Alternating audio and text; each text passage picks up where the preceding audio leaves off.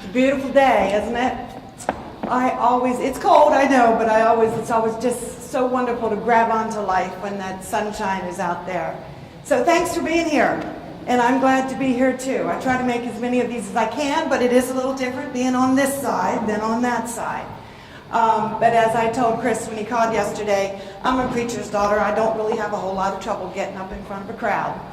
So anyway, I am Deb from Josephine's Daughter, and my background in marketing and communications tells me that I need to tell you the who, what, when, where, and why about Josephine's Daughter. So I'll start with the who and the what. And we are a wearable art store. We feature apparel and accessories, shoes, and gifts that are all designed to be very unique and a little sophisticated, but fun, and very much to help you express your individuality. And to that point, we do carry a lot of things that are created by local artists and also artists around the world. We get a lot of our things through fair trade as well. And the why, part of that story is in the name. Hardly a day goes by that I don't get a question about what does Josephine's Daughter mean? Well, how'd you come up with that name? Well, I've wanted to do this since I was a teenager. And over the years, I talked often with my mom about, you know, let's start a shop someday. And she would kind of, oh, shucks, you know. And we, you know, she still worked, and I had little kids, and it kind of never really happened.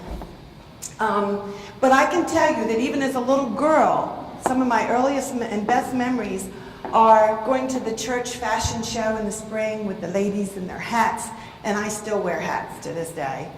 Or playing in my mom's or my grandmother's jewelry box. So all of those things fed into why I am here now. And then in 2007, in December, I lost a nice job as an executive director of a nonprofit firm. And it took me 6 months to find another comparable job. And 6 months after that, I lost that one too, all due to the economy of the time. And so I started thinking about what am I going to do? And it's about time to follow my passion.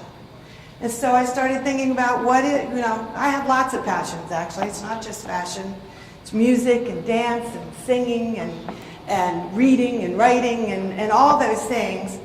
But you kind of have to take in your skill level into account too. So I knew that I did have some skills with fashion. I've kind of been guru to friends and family my whole life and opened up my closet to them for special events and so forth. And I always also had a knack for predicting trends, whether it was, you know, wearable fashion or home decor or whatever might be the case. I've always kind of been a little ahead of the curve in that. So I thought that might play into this pretty well. So in 2009, I opened a small business in Milton, downtown Milton. And it was basically, because of my job loss and divorce and so forth, I had downsized, I had sold a home in Bethany, and moved into what was my parents' retirement home that had been sitting empty for a while, just long enough to reflect and give myself a little time to think about what I was going to do next. But I moved into a house that was still full of all of my mother's things. And we had lost Mom in a car accident 15 years ago today, as a matter of fact. But in the process of having to go through all of her stuff and my stuff, I thought, maybe I could open a little shop and start with this. So it started out with some old furniture that I did with a shabby chic emphasis and style, and some vintage purses and jewelry and art and dishwares and anything that struck me, because that all feeds my soul, so I'm interested in all of it. And then I learned about some local artists who were interested in coming in on consignment. And so I invited a couple to come in, and then a few months later I realized I had a couple dozen. But what that did was allow them to bring their jewelry into a store, and it helped me get my store full of really great, artistic, beautiful things. And that went really well. And in fact, Debbie Ward was one of my first artists, and you all know what great work she does. And I thank you for that to this day, Debbie. But I quickly learned, talk about learning things. I mean, this whole thing is a learning curve. I quickly learned that weather has a huge impact on business, and especially a small boutique. And in fact, in the fall of that year, after about 5 months in business, my store was flooded, and right at the start of the Christmas season. And I began to think about where else I might want to, have a shop. And so I did add a second little shop in Lewis. I was right on 2nd Street. I was sharing space, but I was finishing someone else's lease. So for about a year, I had 2 shops, one in Milton and one in Lewis. I also learned that I'd just rather have just one. Because you know what? Our kind of shopping is about relationships. It's not just selling. And when people come in, they want to see the owner. They want to see Heidi. They want to see me, Josephine's daughter. Maybe they don't know me yet, but as you build your clientele, people do know you, and then they like that personal connection. I haven't figured out how to be 2 places at once, so I decided I'd rather have one big shop than 2 small ones. And my sister-in-law, my brother's wife, had started helping me in the business because her skills are in accounting and finance, and she had lost her job in the economy as well. And so in early 2011, we formed we incorporated, and we are equal partners in the business, and we moved to Rehoboth, and we found a location. We went from 250 square feet to 450 to 1,000, and then just this May, we moved to the Avenue in Rehoboth, because now we have 1,600 square feet, and we are right on the Avenue, just a block and a half from the ocean, and location is everything. And with each move, we have pretty much doubled our space and doubled our sales. And we're not on the Avenue a year yet, but we're trending that way anyway. And but it didn't take me long in Rehoboth to realize that I needed 2 things. I needed to be on the Avenue and on the web. So we just got to the Avenue, and then my project for this winter is to build an e-commerce site. And so that is where we are now. How are we for time? 6 minutes. Okay. There's so much more I could tell you. But anyway, so we should open it up for questions, Sure. right? Questions or comments for Deb?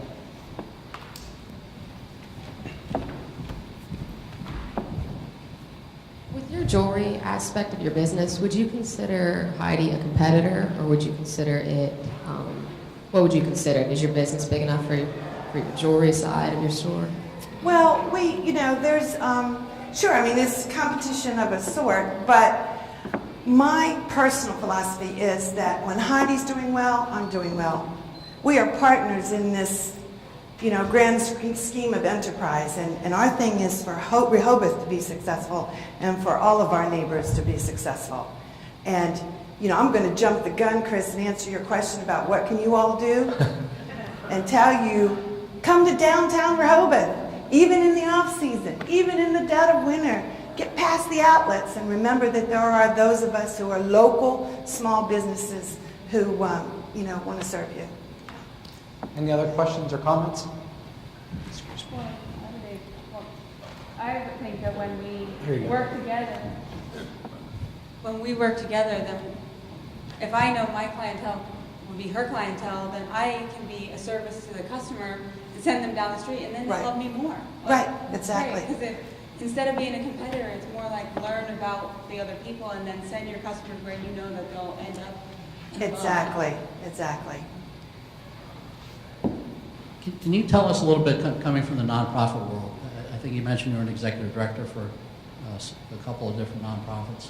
What are the differences between that industry, the nonprofit industry, and the for-profit industry? Well, there are just myriad differences. There I had a budget, and I had to, well, in the same way, earn every penny, because I had to go out and write grants and find ways to bring that money in. But it was someone else's money, Now, in this case, I got to bring that money in because I have to live and I have to survive, you know.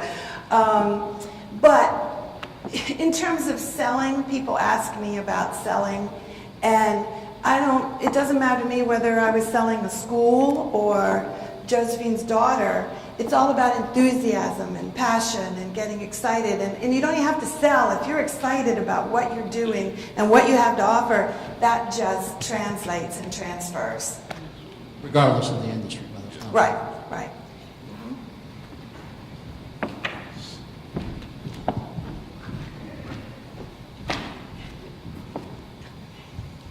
Hi, my question is about the fair trade partners that you have. How do you find them? And if you could explain, because some of the students aren't familiar with fair trade, how it works.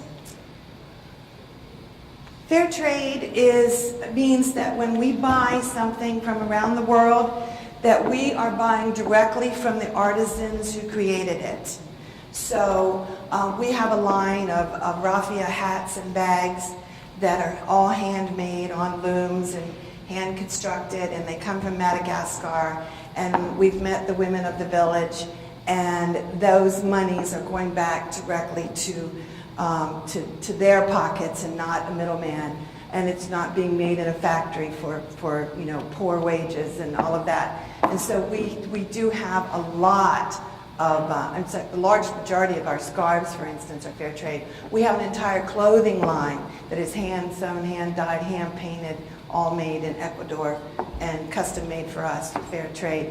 I would just tell you, it's mostly word of mouth. I mean, we have gone to a couple of the big shows. Quite frankly, that's not my scene. I like finding the little shows that nobody else goes to because we try real hard not to carry things that anybody else has, in Rehoboth at least. And then again, you start to meet people and the word of mouth, and it comes to you. I think there's a little show here at the end of the month. I am on the committee. I am in the fashion show. I am in the village shops. And as of yesterday, I'm doing a demo. Yes, you are. So, and trying real hard to get the word out and encourage people to come. I know I have customers who bought tickets, and we'll keep working on that part too. As soon as you are finished, I'm going to give Mike about 2 minutes to. I'm serious. I want you can give your little spiel on the fashion show. And I want to say, not yet. Well, not that I doubted that anybody would be remiss in this, but I did bring my fashion show cards to pass out if need be. Go ahead, you can answer. Hi, are you familiar with Made by Hand and Bethany? Yes. Would you consider them a competitor? Absolutely not. What they do is so specialized and wonderful and eclectic and varied, and I shop there myself, and I send people there all the time, and like I said, we're just in this business to support each other. So they do what they do so well that my dip into that is minor compared to theirs, and I really, really admire their work. Yes. My question is, how do you deal with the influx of tourism and customers throughout the off-season? With gratitude. We're always happy when the season gets here and we get busy again, and there's always some relief when it slows down a little bit, because it literally is 12 to 15-hour days, 7 days a week.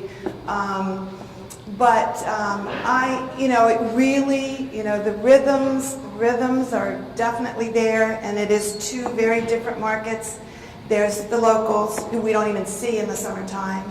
There are the visitors who just happen by. Then there's kind of like that in-between shoulder group, spring and fall, who are regulars, who come, maybe they own properties and they come back in the fall and they come to their favorite shops, or maybe they just come for Jazz Fest, or maybe, but this regular crowd that comes back and starts to look for you. We're grateful for all of it, but, I must tell you, there are challenges to get through January, February, and March, certainly. I just want to let everyone know that November 30th, isn't that Shop Local Day? I think I read that in the newspaper somewhere. The Saturday after Thanksgiving. Yes, and you know, Black Friday is the traditional big shopping day, but the Saturday, the day after, is considered shop local, shop small businesses. Come out and support, you know, after you've done the mall and the outlet thing, or maybe before if you want to, come down and shop with your small local businesses. We really do appreciate it. And I can't spout them off the top of my head. It would have been a good thing to remember, but there are very enlightening statistics about how much your money stays in the local economy in a local business versus the chain. Any other questions or comments for Deb? Can I just make one announcement? Absolutely.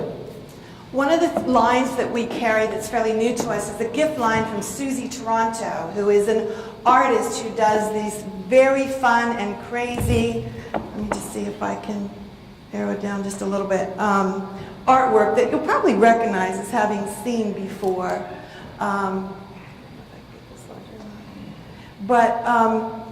She does, it's basically about wild, wacky, wonderful women. And the art is fun, her giftware is fun, her sayings are inspiring and funny and even profound. And so we've used her calendar in the shop for a couple of years, and people just respond to it that suddenly the light went on and we thought, you know, we need to start carrying this stuff.